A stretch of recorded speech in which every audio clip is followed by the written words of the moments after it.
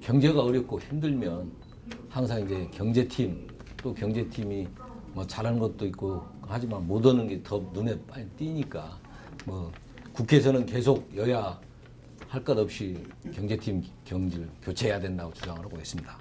그래서 우리나라 경제 현실과 미래가 사실 뭐 어둡다 그렇게 표현하는 사람도 있습니다. 장관님은 우리나라 경제 미래를 어떻게 보시는지? 예, 저도 개인적으로 very doubtful, 매우 불확실하고 예. 걱정스럽게 우리 미래를 볼 수밖에 없습니다.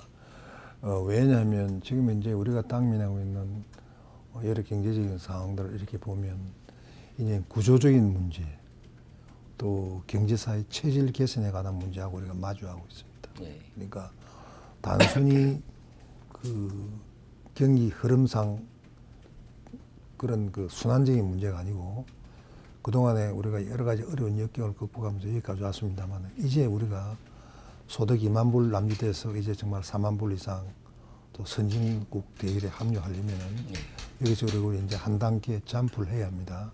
그럼 이제 남아있는 과제가 대부분이 이 구조적인 문제에 우리가 마주서고 있거든요. 그러니까 이 구조적인 문제를 계획을 하려고 그러면 아까 공기업 계획도 그런 부분에 하나의 범죄에 포함될 수 있을 것입니다. 이게 이제 정말 어려운 분야거든요. 아까 조금 전에 지적하신 것처럼 이제 입법부의 협조도 있어야 하고 또 그 무엇보다도 국민적인 공감대가 형성돼야 합니다. 또 각 경제 주체들이 협조도 필요하고요. 그 중에는 또 중요한 노조 문제도 있습니다. 노사관계를 유연화하는 문제를 포함해서 국민들의 인식 전반적으로 이런 사회적 공감대를 바탕으로 강력한 정책 추진이 있어야 하는데 행정부만으로는 또 한계가 있습니다. 그래서 이제부터 우리 대한민국의 장래가 어떤 식으로 펼쳐질지 참으로 걱정이 많습니다. 장관님 이임사를 제가 읽어본 적이 있는데요. 첫 번째가 국민이 체감할 수 있는 성장이라고 말씀을 하셨거든요. 근데 지금 내수가 살아야 된다고 좀 경제팀이나 경제를 아시는 분들이 다 그렇게 말씀하시는데 이제 투자와 소비가 관건인데요.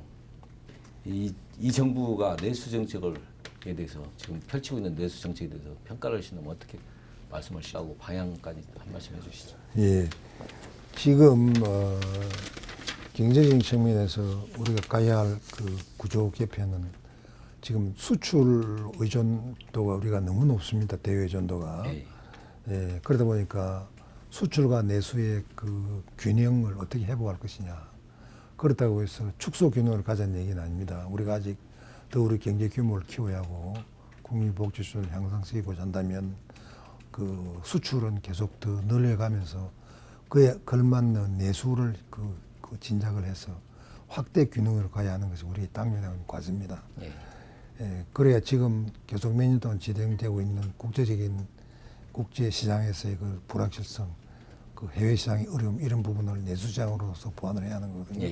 그럼 내수를 살리기 위해서는 지금 말씀하신 대로 결국 투자와 소비 쪽에서 진흥이 일어나야 합니다.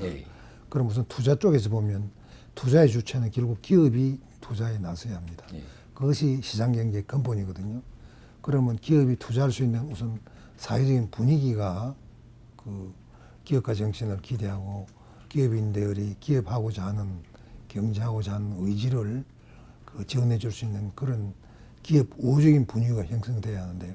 박근혜 정부 들어서 현재까지 그런 부분이 매우 안타깝지만은 경제 민주화라든지 이런 이슈하고 같이 가면서 기업들에 대한 사기가 많이 저하되고 있습니다. 특히 복지 예산 조달을 위해서 지하경제 척결을 한다는 명목으로 이루어지고 있는 아직도 지속되고 있는 것 같아요. 기업들에 대한 무차별적인 세무조사 이런 걸 통해서 기업들이 투자하려고 하는 투자 의지가 지금 솟아나지 않고 있는 측면이 첫째 문제고요. 두 번째는 그런 문제가 극복된다 하더라도 기업들이 투자를 하고자 한다면 투자하고 싶은 그런 쪽의 규제를 대폭 완화해서 규제를 혁파해 줘야 합니다. 지금 기업 보고 정부에서 아무리 말로 투자를 해달라고 협조를 하고 요청을 하고 업어준다고 그래도 기업이라는 건 본질적으로 이익이 생기는 곳이었으면 잘 투자를 하게 되는 기업이 생깁니다. 그런데 지금 가장 대표적인 것이 서비스 산업 분야에서 보면 우리가 내수를 일으켜서 내수가 갖고 있는 제일 중요한 점이 하나가 그런 걸 통해서 우리가 고용을 창출할 수 있는 건데 네. 내수는 근본적으로 노동 집약적 성격이 있습니다. 예를 들면 보건, 의료 산업, 교육, 관광, 뭐 이런 컨텐츠 다 그렇습니다.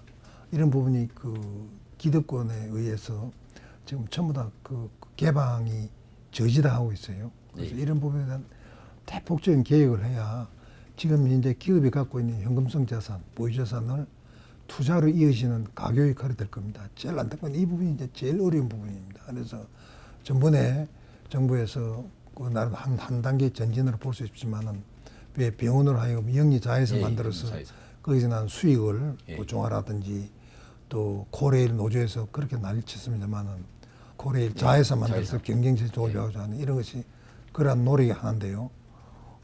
지금 이제 그런 문제들이 앞으로 법적 제도적 그 변경이 요청되는 거기 때문에 입법부에서 또 국회를 통과해야 합니다. 예. 그래서 이런 게 어렵지만은 그래도 가야 할 길은 이 길밖에 없어요.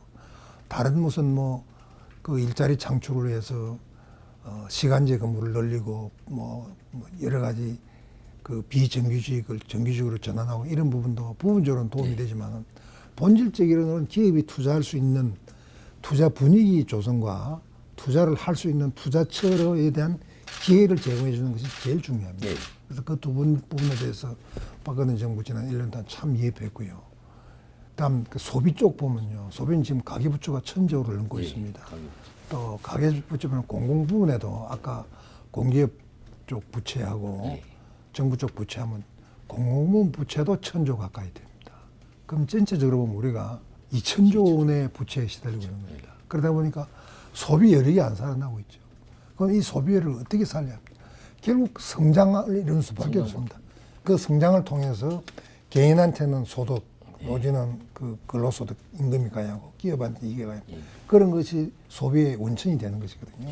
그래서 지금 제일 두려운 것은 지금 저성장의 늪에서 우리 경제가 어떻게 빠져나오느냐, 어떻게 성장의 모멘텀을 확보하느냐 이런 부분이 경제가 이제 물고 물립니다. 그래서 수출을 계속 확대하되 수출 시장을 다변화하고 품질을 개선해서 우리가 수출을 계속 확대하되 내수 시장을 키워서 쌍끌이로 양쪽 균형 있는 성장으로 가야 한다. 그것이 우리가 가야 할 방향입니다. 예. 장관님 좀 전에도 말씀하신 대로 국제적인 경제 불안, 뭐 미국의 양적 완화 축소 발언 나오자마자 그냥 곤두박질을 쳤습니다. 이번 주 초에 1,900선이 무너지고 환율은 30번 이상 올라버리고 어제까지 79원 환율을 바뀌었는데 일부에서 환율 문제가 나오니까 일부에서는 우리 원화가 너무 평가가 국제사회에서 절하되어 있다. 제대로 평가받아야 된다. 뭐 그런 얘기도 나왔습니다.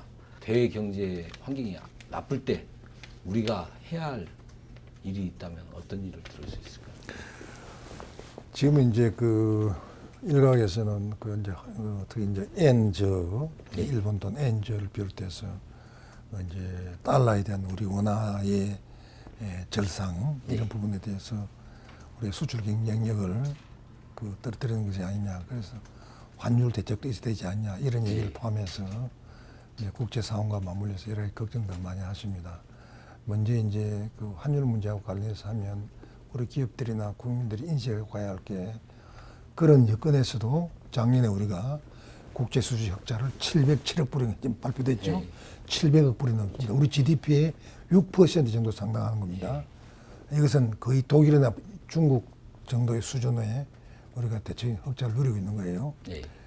물론 그것이 불황의 흑자라는 성격이기 때문에 그런 그 대규모 흑자가 꼭 바람직한 측면만 있는 것은 아닙니다. 그에 따라 많은 부담도 있습니다만은 환율 문제가 얘기가 나오면 이런 부분을 우리가 먼저 염두에 둬야 합니다. 계속 그 환율을 통해서 가격 경쟁력을 유지하겠다는 생각은 이제는 버려야 할 때가 됐어요. 이제 우리 기업들도 경쟁력이 상당 수준에 와 있어요. 작년처럼 그렇게 어려운 국제 환경에서도 우리가 수출 것만큼 이루어냈어요.